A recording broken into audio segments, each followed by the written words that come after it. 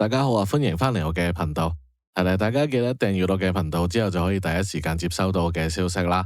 咁就首先祝大家新年快樂，身體健康，馬上發財，嚟緊就贏多啲啊！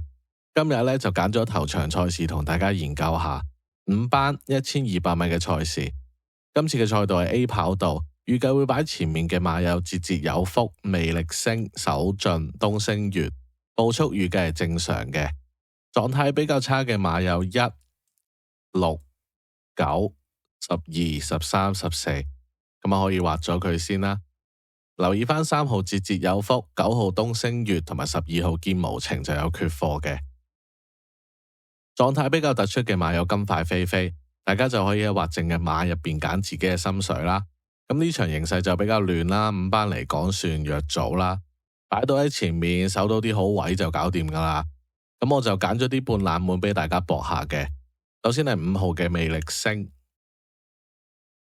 能操睇佢咧就幾好嘅，啱啱贏咗場泥地啦，狀態亦都保持到，應該唔會係熱門噶啦，熱就應該熱喺啲金塊飛飛啊、節節有福呢啲馬度。4歲馬今季跑咗7場草地1200，其實有4場都跑得近嘅。咁你呢組啲對手咁弱，又有分頭嘅情況下呢，就會選擇搏佢啦。然後就係7號嘅南區王。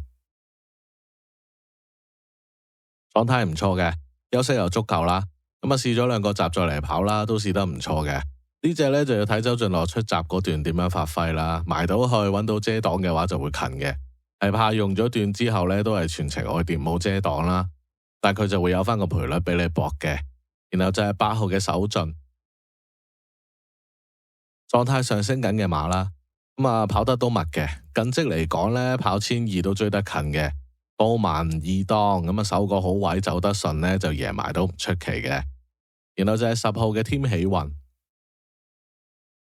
話晒都係4班贏過2場頭馬啦。上次跑完呢，幾人安就話呢隻馬真情呢表現會好啲嘅，但今次就一樣都係報1200啦。相信馬主同練馬師都一定有佢哋嘅諗法啦。12號試咗個閘就好輕鬆嘅，出閘順利，有前有後嘅，拖埋佢啦。剩翻就係快樂寶寶啊、宜昌奇兵我都中意嘅，咁都可以留意下啦。頭場賽事分析過，咁就睇下啱唔啱你心水啦。如果想知道我臨場收到咩消息、到咩馬嘅朋友，就可以加入我呼風喚雨嘅群組啦。可以睇下我頻道簡介或者發信息俾我查詢翻。咁就下個賽馬日再見，祝大家好運。